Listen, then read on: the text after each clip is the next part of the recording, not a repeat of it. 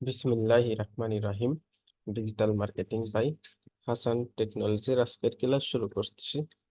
গত গত ক্লাসে দেখছি আমরা audience setup, traffic camping setup দেখছি একটা। আজকে দেখাবো অ্যাড কপি কিভাবে বা ক্যারাজেলের এর ব্যবহার কিভাবে আপনারা একটা অ্যাডে কিভাবে আপনারা 10টা ক্যাম্পিং বা 10টা পোস্ট একবারে সাজাবেন সেটা দেখাবো আজকে। তো যারা এখনো চ্যানেলটা সাবস্ক্রাইব করেন নাই, চ্যানেলটা সাবস্ক্রাইব করে দিন আর আমার ফেসবুক পেজটা ফলো করে দিবেন সবাই। ওকে, তো আমরা এই যে জায়গাটা দেখা যাচ্ছে এটাকে আমরা মূলত কি বলি? পুরো জায়গাটাকে আমরা কি বলি? এই পুরো জায়গাটাকে আমরা অ্যাড কপি এর ভিজুয়াল এরিয়া বলি। ঠিক আছে, ভিজুয়াল এরিয়া বলি। এটা সাধারণত এমন ভাবে আপনাকে সাজাইতে হবে যেটা দেখে আপনার কাস্টমার বা অডিয়েন্স আপনার পেজে আগ্রহ হয় আসতে। ঠিক আছে, এটা সুন্দর করে আপনাকে সাজাইতে হবে। ওকে, চলুন কিভাবে সাজাবেন আপনাদের দেখাই। গত ক্লাসে শিখছিলাম যে অ্যাড ক্যাম্পিং এর কিভাবে সাজাইতে হয় সেটা। ওকে, এখানে নাম দিবেন আপনারা। গত ক্লাসে তো দেখাইছি কিভাবে নাম দিবেন। এই যে আমি ফেসবুক এখানে দিবেন, ফেসবুক পেজ, তারপরে এই যে অ্যাড সেটআপ। কি অ্যাড সেটআপ করবেন এখানে আপনি? গত ক্লাসে তো ম্যানুয়াল দিছিলাম, এটা ম্যানুয়াল দিয়ে আপনার সিঙ্গেল যেটা ছিল সেটা দিয়ে অ্যাড করছিলাম। এই যে সিঙ্গেলটা আপনাদের দেখাই। এখানে যদি আমি সিঙ্গেল পোস্ট করি তাহলে কিন্তু শুধু এখানে একটা আমার কি হবে, একটা পোস্ট করতে পারবো আমি।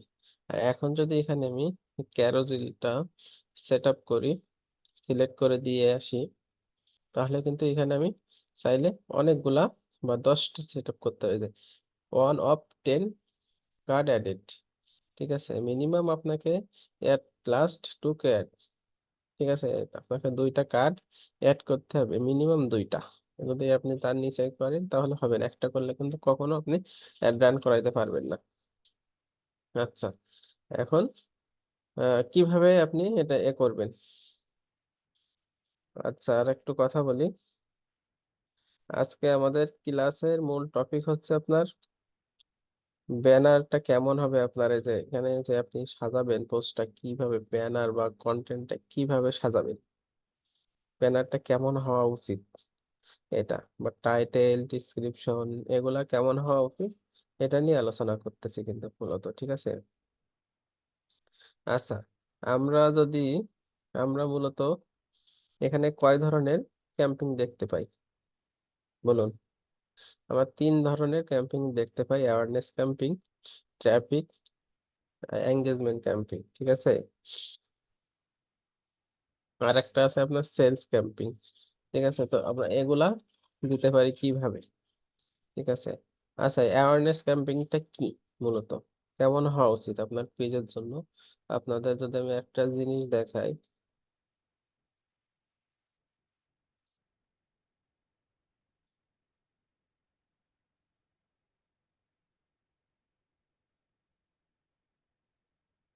এই যে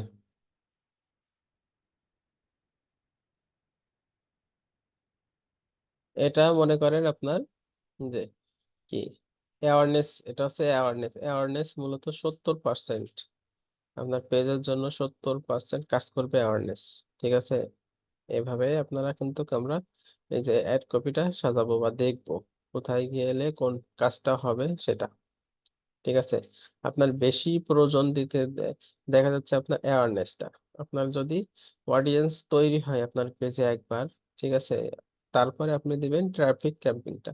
ট্রাফিক ক্যাম্পিং এর মাধ্যমে যদি আপনাকে কেউ একবার মেসেজ বা ক্লিকের মাধ্যমে আপনার পেজে আসে, তাহলে কিন্তু নেক্সট টাইমে আপনি যদি এই যে ডলার ইনভেস্ট করে যদি এক নাও দেন, তারপরেও কিন্তু এই যে ট্রাফিক ক্যাম্পিং এ যারা আসবে আপনার ট্রাফিক অডিয়েন্স যেগুলা, তাদের কাছে কিন্তু যারা ক্লিক করবে আপনার আর কি পেজে, ওয়েবসাইটে, তাদের কাছে কিন্তু নেক্সট টাইমে অটোমেটিকই চলে যাবে। ঠিক আছে, অর্গানিক ভাবে চলে যাবে এই কাস্টমার গুলোর কাছে, মানুষগুলোর কাছে। তো ঠিক আছে, অ্যাওয়ারনেসটা তাহলে তো বুঝছেন আপনারা নাকি? ঠিক আছে, এখন আপনার দেখায় একটু।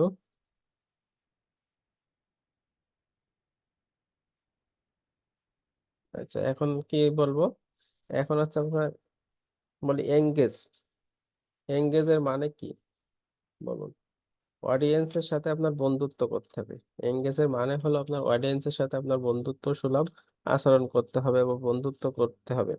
ঠিক আছে, আপনার প্রোডাক্ট সম্পর্কে মানুষের ধারণা কেমন, কতটুকু বা ফিডব্যাক কতটুকু দিচ্ছে, কতটুকু জানে, এগুলা জাস্ট। ঠিক আছে, আপনার মানে আপনার প্রোডাক্ট সম্পর্কে তারা অডিয়েন্স কি জানে, ঠিক আছে, আপনার কি বলে তারা, ঠিক আছে, এই অডিয়েন্সের কাছে থেকে শোনা বিভিন্ন অনুভূতির মাধ্যমে দেখা যাচ্ছে আমরা কোনো এঙ্গেজমেন্ট ক্যাম্পেইন চালাতে হবে। ঠিক আছে, কেন এঙ্গেজমেন্ট ক্যাম্পেইন চালাতে হবে?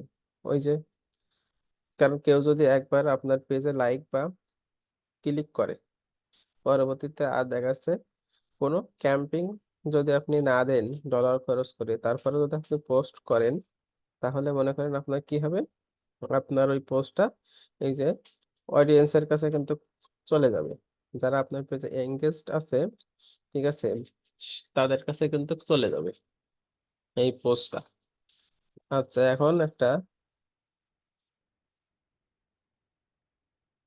এখন চলুন দেখি আমরা কিভাবে এখানে আসলে এটা সেট আপ করতে পারি। তো এখন আপনার, আচ্ছা, আর একটা জিনিস আপনাদের যদি দেখাই আমি, তো এখান থেকে আমি চলে গেলাম গুগলে। এখানে যদি আমি, আচ্ছা, গুগলে যাবো না, আমি এখান থেকে যাবো ইউটিউবে। ঠিক আছে, ইউটিউব। আচ্ছা, ইউটিউবে এখানে আসার পরে আমি কি দেখবো? এখানে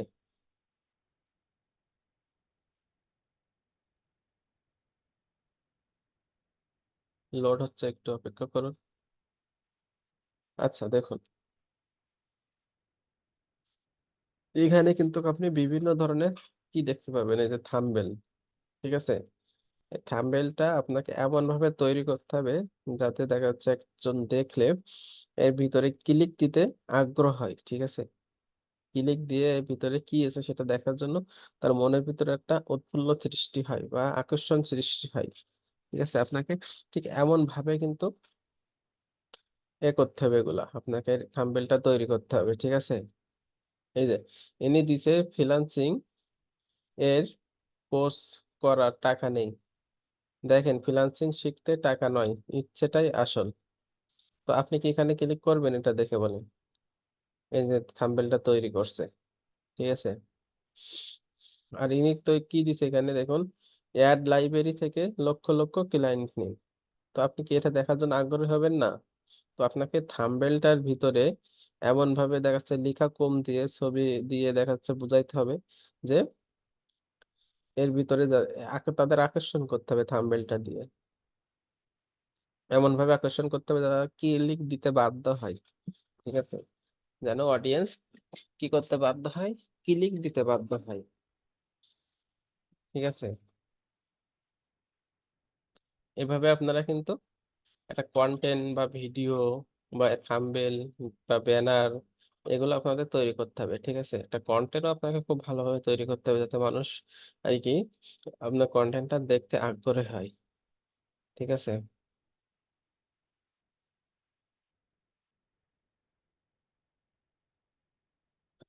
আচ্ছা, আপনারা তাহলে বুঝছেন। ঠিক আছে, আচ্ছা, এখন আমি এখানে কি করব?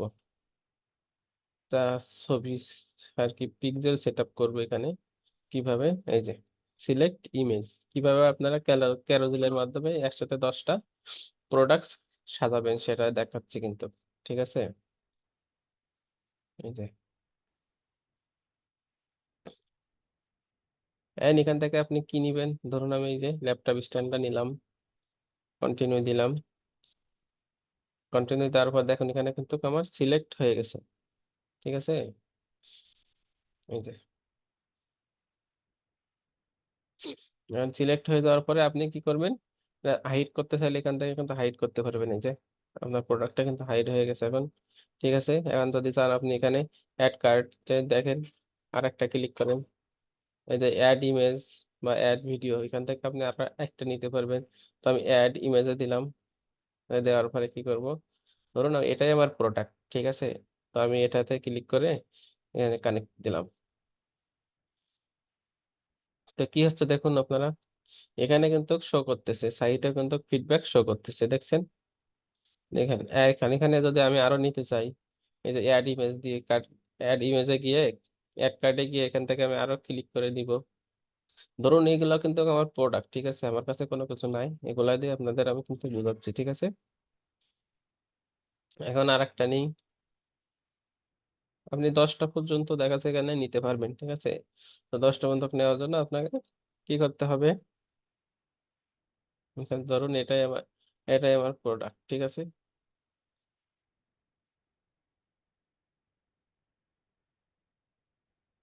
আপনি যে কয়টা আপনার দেখা যাচ্ছে দরকার সে কয়টা আপনি এখান থেকে অ্যাড কার্টে যাবেন, গিয়ে ছবি ইমেজ অ্যাড করে দিবেন, ঠিক আছে। ধরুন আমার 10টা সেট হয়ে গেছে, ঠিক আছে। এখন আপনি কিভাবে এটা হ্যান্ডেলিং করবেন, কিভাবে আপনি ডিসক্রিপশন লিখবেন, কিভাবে প্রাইমারি টেক্সট লিখবেন, এটা একটু বলি, ঠিক আছে।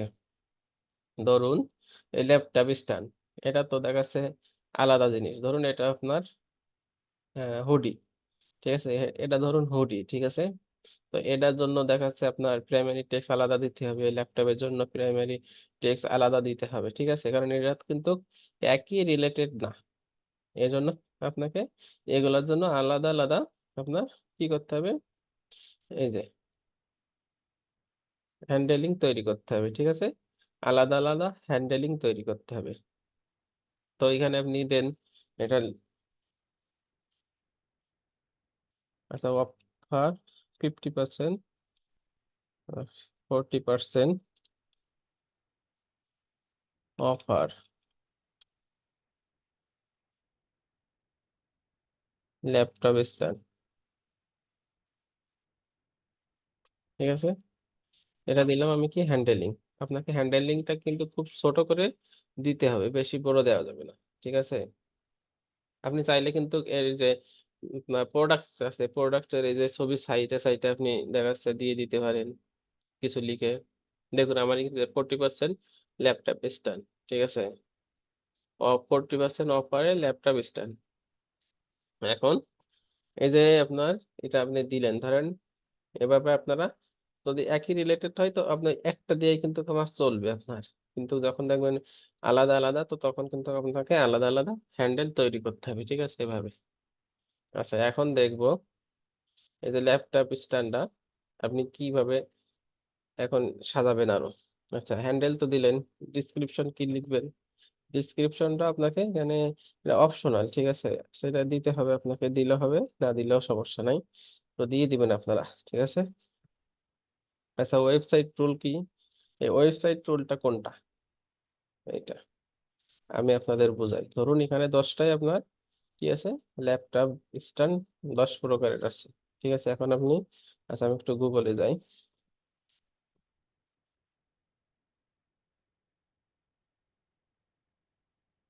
দারাজ.com বিডি, এটাতে আমি যাওয়ার পরে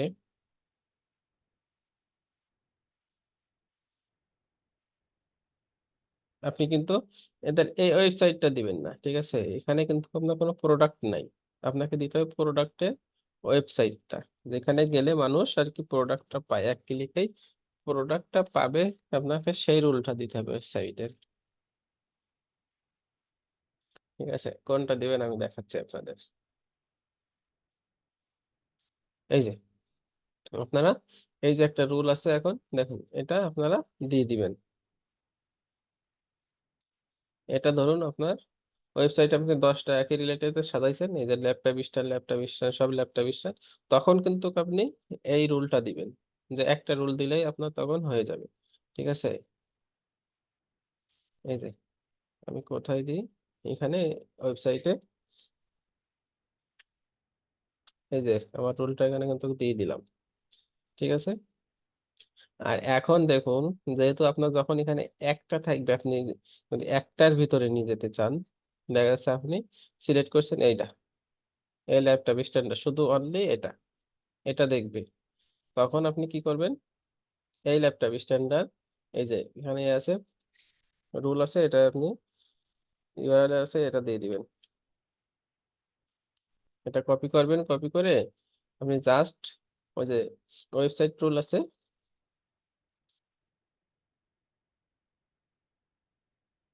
এই যে এখানে আসেন, কপি করে এখান থেকে সিলেক্ট করে দেন এটা। এখন দেখুন, এখন যদি মনে করেন এখানে কেউ ক্লিক করে, এই যে লোড হচ্ছে,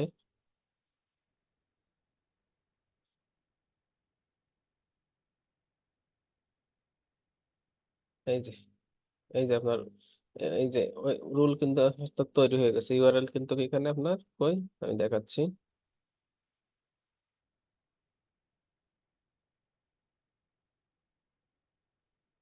এই যে এই যে ইউআরএল কিন্তু এখানে আপনি দিয়ে দিছেন, চাইলে কিন্তু আপনি এখান থেকে আপনার রিমুভ করতে পারবেন, ঠিক আছে। যখন যদি এখানে আপনি অ্যাপ্লাই টু অল কার্ড দেন, তাহলে কিন্তু এটা ওর রুলটা সব জায়গায় চলে যাবে, ঠিক আছে।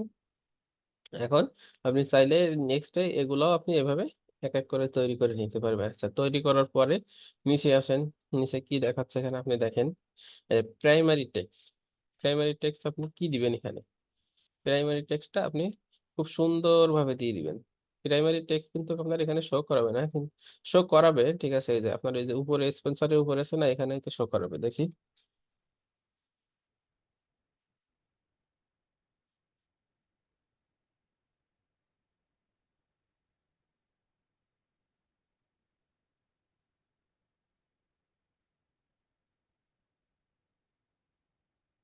Laptop stand,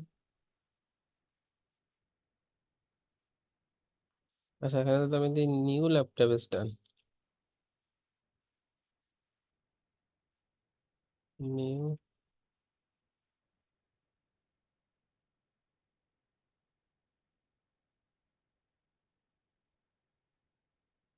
laptop stand. তো এখানে কিন্তু শো করাচ্ছে প্রাইমারি টেক্সট, তো এটা আপনি বেশি বড় দিবেন না, এটা ছোট করে দিবেন। ছোট করে দিয়ে আপনি ছবির ভিতরে আপনার এটা কি জিনিস সেটা বুঝাই দিবেন, তাহলে কিন্তু আপনার সেলসটা বেশি আসবে, ঠিক আছে, মানুষের কাছে বেশি রিচ হবে আপনার এটাতে, ঠিক আছে। তো এভাবে আপনারা একটা ক্যারোজাল থেকে মনে করেন 10টা অ্যাড একবারে সেল রান করতে পারেন, ঠিক আছে। তো এটা আপনার মনে করেন ভালো হবে কখন, যখন দেখা যাচ্ছে আপনার একই রিলেটেড 10টা আছে, ঠিক আছে। তখন যদি আপনি এটা করেন, তো আপনার জন্য মানে ক্যারোজেল দিয়ে মনে করেন আপনি একবারে 10টা সেট করে দিবেন, ঠিক আছে। বেশি আপনার লাগবে না, কষ্ট করা লাগবে না, কারণ যখন একই রিলেটেড থাকবে 10টা, ঠিক আছে, তখন কিন্তু আপনার একটা প্রাইমারি টেক্সট দিলে হচ্ছে, একটা হ্যান্ডেলিং দিলে হচ্ছে, এজন্য এটা সুবিধা, ঠিক আছে। আপনার জন্য সুবিধা এটা, কষ্ট কম। একবারে আপনি 10টা, এখানে আপনি চাইলে আরো কিন্তু ডুপ্লিকেট করে নিতে পারবেন, ঠিক আছে। তো কি আপনারা বুঝছেন আশা করি সবাই, এগুলা তো জানেনই আপনারা, ঠিক আছে। এই যে ডেস্টিনেশন কোথায় সিলেক্ট করে দিবেন, ওয়েবসাইটে দিবেন না ইনস্টাগ্রামে দিবেন না ফেসবুক পেজে দিবেন, এটা তো আপনারা জানেনই, কত ক্লাসে আপনি আপনাদের আমি শিখাইছি, ঠিক আছে। তো এই ক্যারোজেলের মাধ্যমে মূলত আমরা কি করতে পারি, একবারে 10টা থেকে 30টা পর্যন্ত আমরা কি করতে পারি, অ্যাড একবারে রান করতে পারি, ঠিক আছে। তো আশা করি সবাই দেখবেন ভিডিওটা, চ্যানেলটা সাবস্ক্রাইব করে রাখুন। নেক্সট ক্লাসে দেখাবো অন্য একটা মেথড, কিভাবে আপনারা আর কি সেলস আনতে পারবেন, কিভাবে করলে দেখা যাচ্ছে ওয়েবসাইট তৈরি করে দেখাবো, ফ্রি ওয়েবসাইট কিভাবে তৈরি করবেন, এগুলা নিয়ে আলোচনা করবো ইনশাল্লাহ, ঠিক আছে। তো আজকে এ পর্যন্তই।